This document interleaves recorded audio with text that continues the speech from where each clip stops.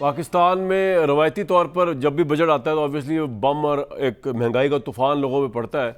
लेकिन इस वक्त जो महंगाई का आलम देखा जा रहा है उसमें तो लग रहा है कि ख़त गुर्बत से लोग शायद 1 करोड़ से ऊपर तजावज़ कर जाएँ, जो इस बजट से और जो इस महंगाई से इफेक्ट करेंगे।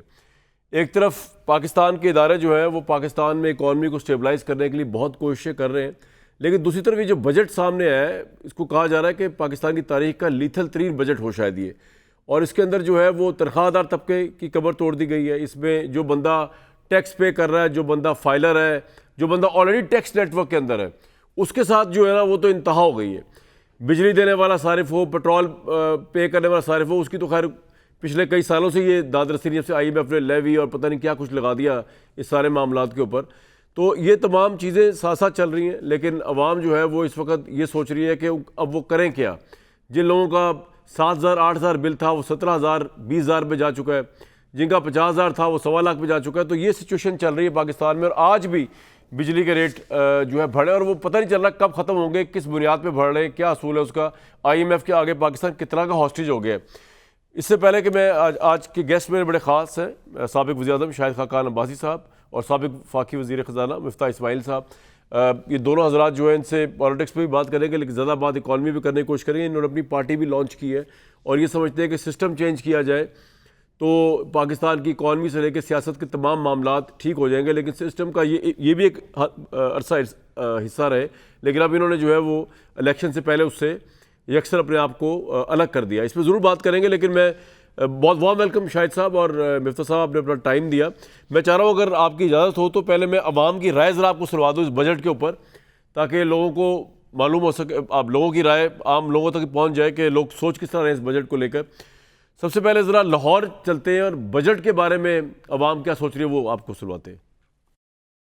अवाम तो बदुआ दे रही है सर। बजट आया है हमारे लिए खुशहाली नहीं आई, हमारे लिए फांसी आई है। बच्चे हमारे भूखे मर रहे हैं, जहाँ बिल दें या बच्चों को खाना दें। हर चीज़ तो महंगी कर दी ने, गैस महंगी, पेट्रोल महंगा, बत्ती महंगी करी जा रहे हैं। बच्चे ਜਿਹੜੇ ਨੇ ਭੁੱਖੇ ਮਰਨ ਲੱਗ ਪਏ ਨੇ ਘਰਾਂ ਦੇ ਵਿੱਚ। ਇੱਕ ਬੰਦੇ ਦੀ ਤਨਖਾਹ 35,000 ਰੁਪਇਆ ਤੇ 40,000 ਉਹਨੂੰ ਬਿੱਲ ਭੇਜਦੇ ਨੇ। ਇਹ ਕੀ ਰਿਲੀਫ है आवाम ਦਾ। बजट जो है ना वो ऐसा है कि जैसे खून निचोड़ के रख दिया लोगों, चाहे वो छोटा बंदा है चाहे वो दरमियाना बंदा है, हर हालत में खून निकाल रहे हैं, चूस रहे हैं लोगों का। हम इस बजट से बिल्कुल नहीं खुश है। मैं गरीब आदमी हूँ, मैं रेडी चलाता हूँ, मैं जलील हो रहा हूँ। 6-6 महीने का बिल चढ़ जाता है, किस्तें करा करा के जमा कराना पड़ता है। गरीब सौ पीसी गई है, पेट्रोल बढ़ गया, बिजली बढ़ गई, हर चीज बढ़ गई। सवेर का मैं आया है, मैं 11 बजे 1 रुपया नहीं मैं वट के वेखे। इतना रिलीफ दिया है कि जो बंदा पहले कुछ खा रहा था ना वो अब भूखा रहने की नौबत आ गई है। मजीद टैक्स पे टैक्स लगा रहे हैं। टमाटर 200 है, घिया 300 है, क्या करे गरीब बंदा। अब बिल दें या खाने खाएं। ये तो आम बजट होता ही नहीं है। जो असम्बलियों में बैठे होते हैं उनके लिए बजट बनता है, आम आवाम पे टैक्स लगाई जा रहे हैं। बजट जो आया है क्या वो आवाम के लिए है या एलीट क्लास के लिए है? गरीब आदमी रोटी नहीं खा सकता। 1,000 रुपया कमाएगा, उसको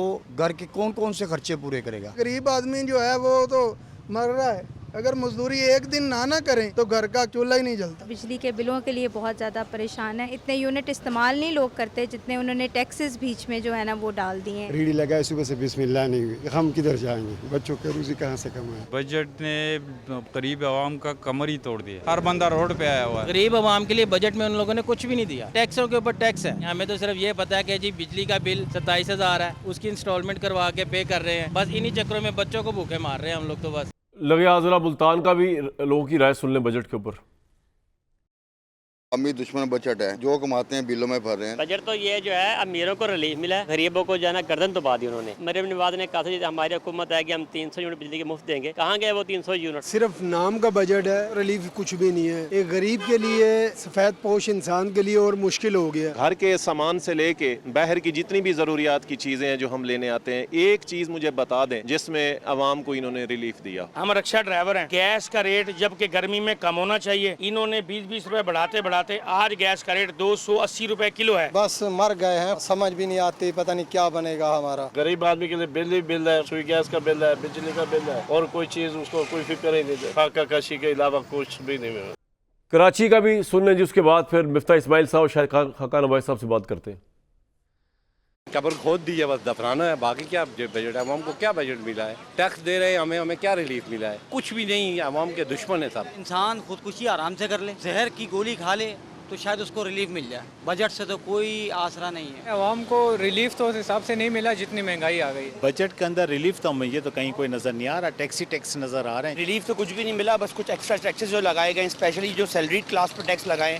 ये बजट नहीं है, आवाम पे जुल्म है, कुव्वत खरीद ही खत्म हो गई। किसी भी चीज़ पे कोई रिलीफ नहीं मिला। बजट आने के बाद मजीद जो है और परेशानियाँ बढ़ गई। मजीद टैक्स लग के आ रहे हैं, तो बजट में तो क्या, हमें तो कोई फ़ायदा नहीं हो रहा। सैलरी वही की वही है, आपके अखराजात बढ़ते जा रहे हैं।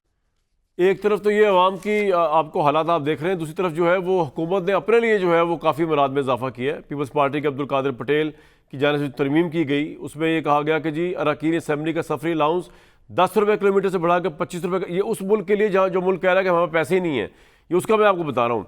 सफरी सहूलियात बढ़ा दी गई, मुफ्त टिकट्स की तादाद जो है मेंबर्स के लिए वो 25 से बढ़ाकर 30 कर दी गई। वज़ीर-ए-आज़म हाउस के लिए 45 करोड़, वज़ीर-ए-आज़म ऑफिस के लिए 80 करोड़ रुपये मुख्तस किए गए, जबकि 710 अरब रुपए पार्लियामेंट, सुप्रीम कोर्ट, ऐवान सदर और इलेक्शन कमीशन पाकिस्तान जैसे इदारों के लिए भी मुख्तस कर दिए गए। वो मुल्क जो कि मकरूज़ है, वो मुल्क जिसके पास खाने को पैसा नहीं, वो मुल्क जो कि IMF के अंडर चल रहा है, वो मुल्क जो आवाम के लिए लीथल तरीन बजट दे रहा है, उसकी ये हालात है।